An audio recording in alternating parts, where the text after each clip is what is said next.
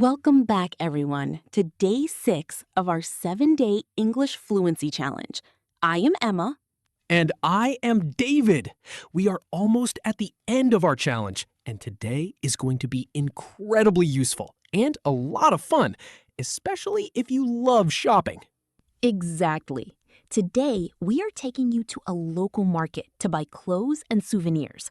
But we are not just buying things. We are going to teach you a very special skill, how to negotiate the price and get a great discount.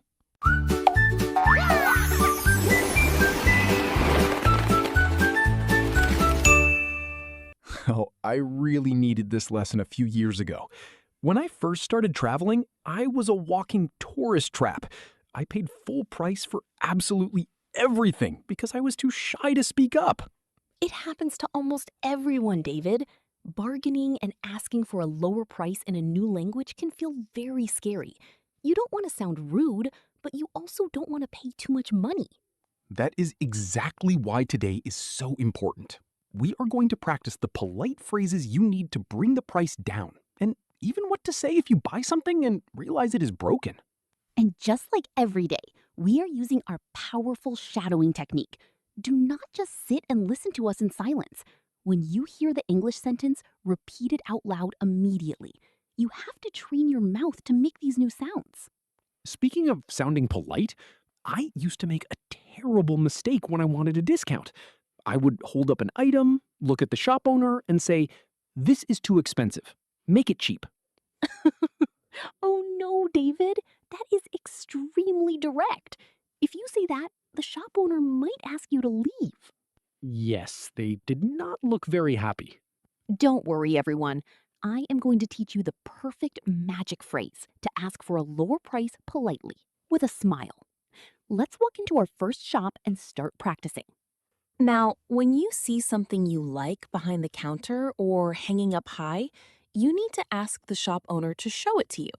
A very polite and easy way to ask is, "Could I see that, please?" It is much better than just pointing and saying, "Give me that." That's right. Let's ask our listeners to shadow this polite request right now. Listen carefully and repeat. Could I see that, please? Perfect.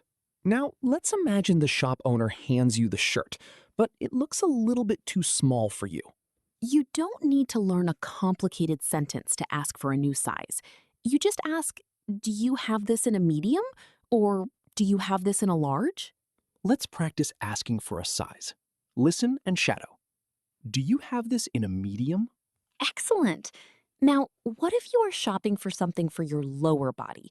David, I hear a very common mistake here all the time. Let me guess. Is it when people say, "I want to buy a new pant," or "I am looking for a blue jean"? Yes, it makes sense logically because you are only buying one item. But in English, clothing with two legs is always plural. You must always add an S at the end. That is a golden rule. So we never say a pant or a short. We say pants, jeans, and shorts. Right. If you want to talk about just one item, you have to use the phrase a pair of. Let's practice this so you never make that mistake again. Listen and repeat. I would like a pair of jeans. Great job. So now you have the right size and you have chosen a beautiful pair of jeans. It is time for the most important part, asking for the price. All right, I have the perfect pair of jeans in my hands. Now I need to know the price. Yesterday we learned the perfect question for this. I will just ask the owner, "How much is this?" Wait, David. Stop right there. Think about the golden rule we literally just talked about. Jeans have two legs. Oh, you caught me! I completely forgot. Because jeans are plural, I cannot use the word is and I cannot use the word this. Correct. You must use the plural words. So instead of how much is this, you must ask how much are these? That makes perfect sense. Let's make sure our listeners do not make my mistake. Let's shadow the correct plural question. Listen and repeat. How much are these? Great job. So you ask the question, and the shop owner looks at you and says, they are $60. $60 for a pair of jeans at a local street market? That is definitely the tourist price. It absolutely is. And this is exactly when you need to start bargaining. But remember my warning from earlier. We do not point and say, make it cheap. Right. We want to be friendly and polite, so the owner actually wants to help us. So, what is the best magic phrase to ask for a lower price? A wonderful, soft, and very common question is simply, can you give me a discount? It is clear, but it is not aggressive. I love that. It is so easy to remember. Let's ask our listeners to shadow this extremely useful phrase. Listen and repeat. Can you give me a discount? Perfect. If you say that with a nice smile, the shop owner will almost always lower the price for you. Now we are saving money. But what if their new price is still a little bit too high? There has to be another phrase we can use to push it just a little lower. So, can you give me a discount is a great start. But what if the shop owner only lowers the price by one single dollar? I want a real discount. You are a very tough negotiator, David. If you want to push them just a little bit more, a very natural and common native question is that your best price? Ooh, is that your best price? It sounds very confident, but still polite. Let's ask our listeners to shadow this power phrase. Listen and repeat. Is that your best price? Great. Now, if the owner says, yes, that is my best price, but you still think it is too expensive, it is time for the ultimate bargaining secret. We call it the walkaway. Yes, the walkaway.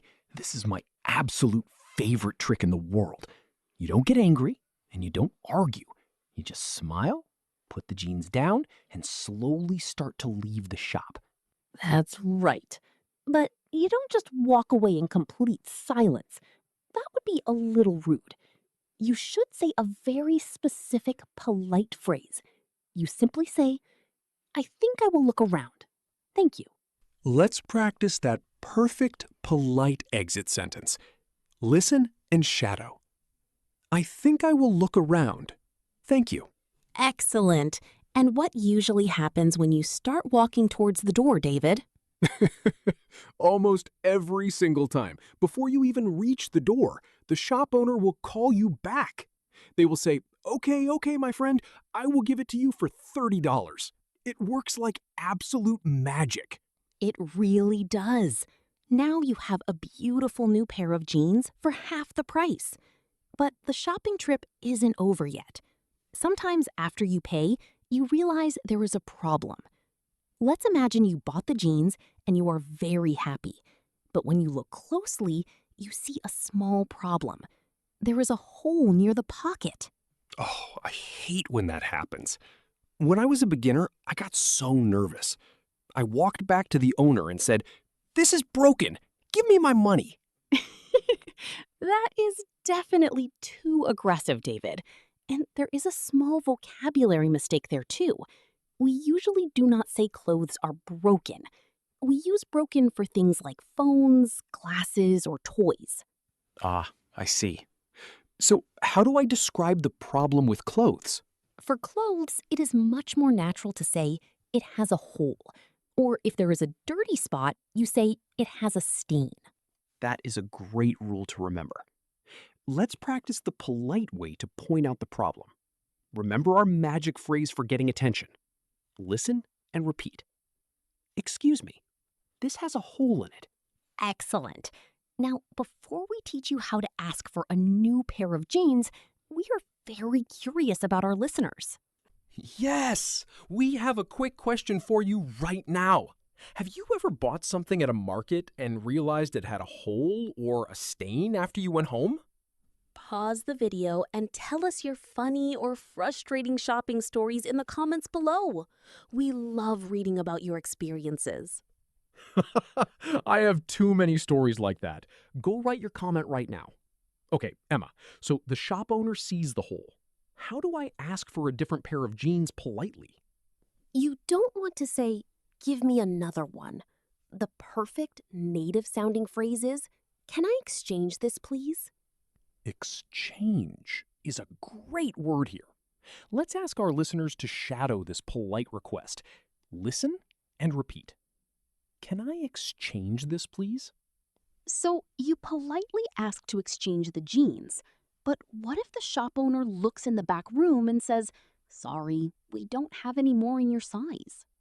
That is exactly what happened to me once in a shoe store.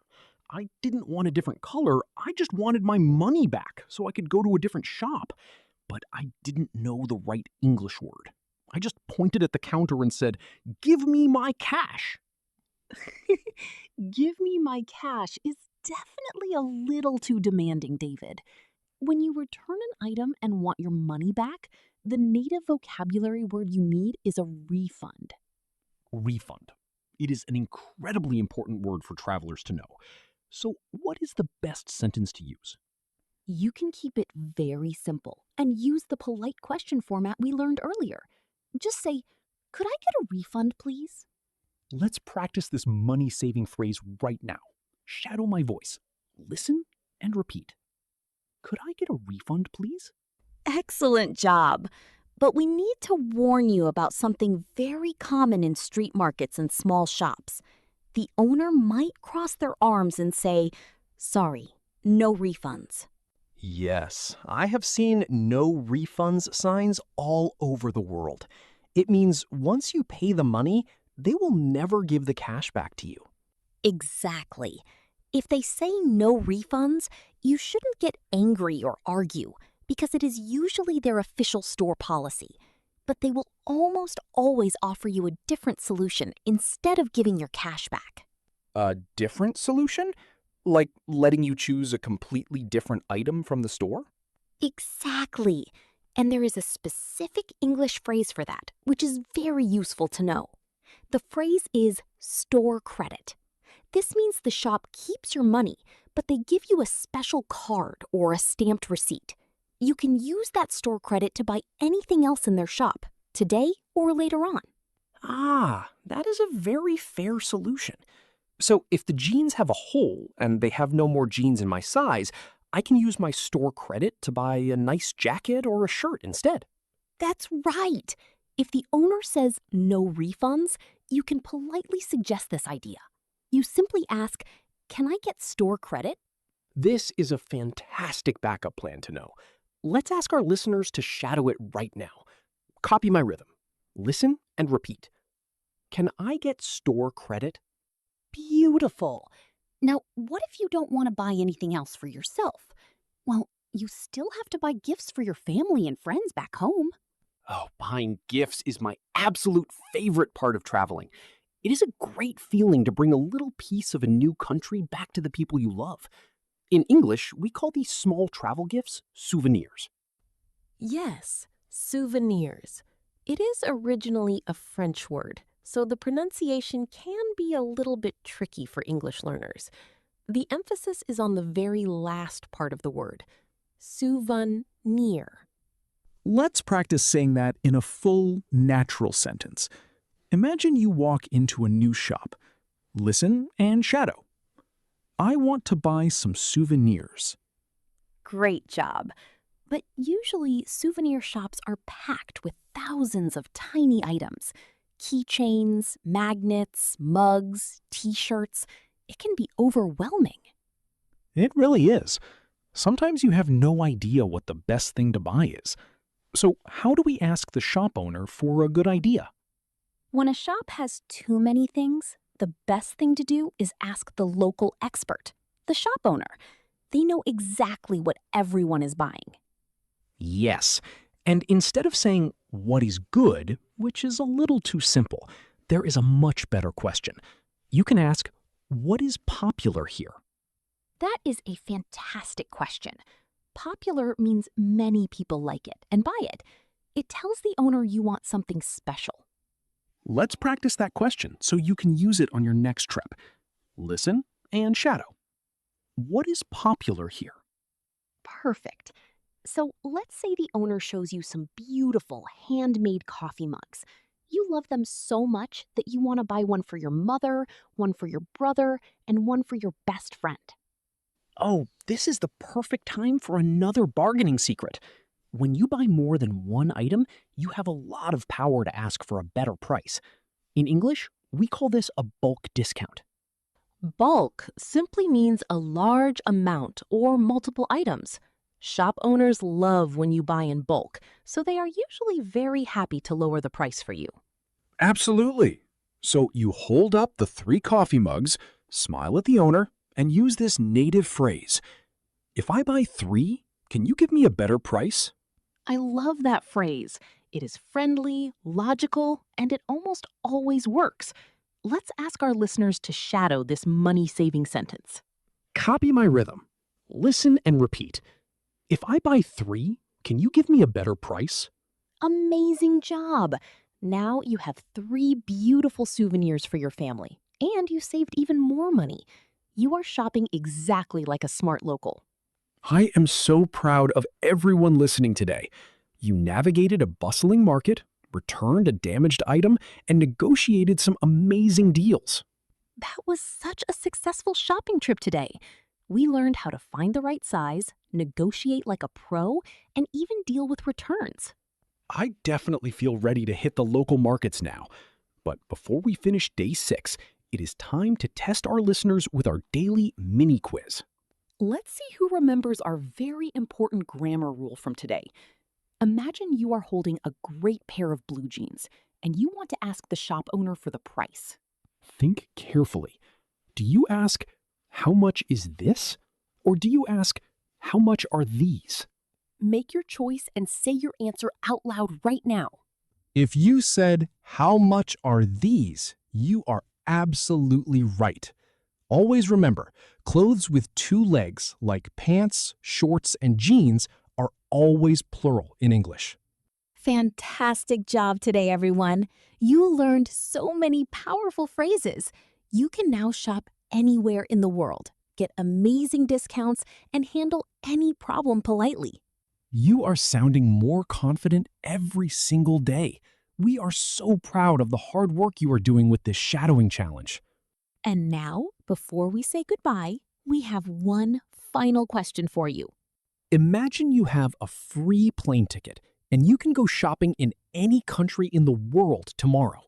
Where are you going and what are you buying? Are you buying leather shoes in Italy, electronics in Japan, or beautiful rugs in Morocco? Go to the comments and tell us your dream shopping trip in English right now. I can't wait to read your answers. I think I would go buy a nice watch in Switzerland. Have a wonderful day. Keep practicing your new phrases, and we will see you tomorrow for day 7, the grand finale of our Fluency Challenge. Bye, everyone. Keep speaking and stay confident.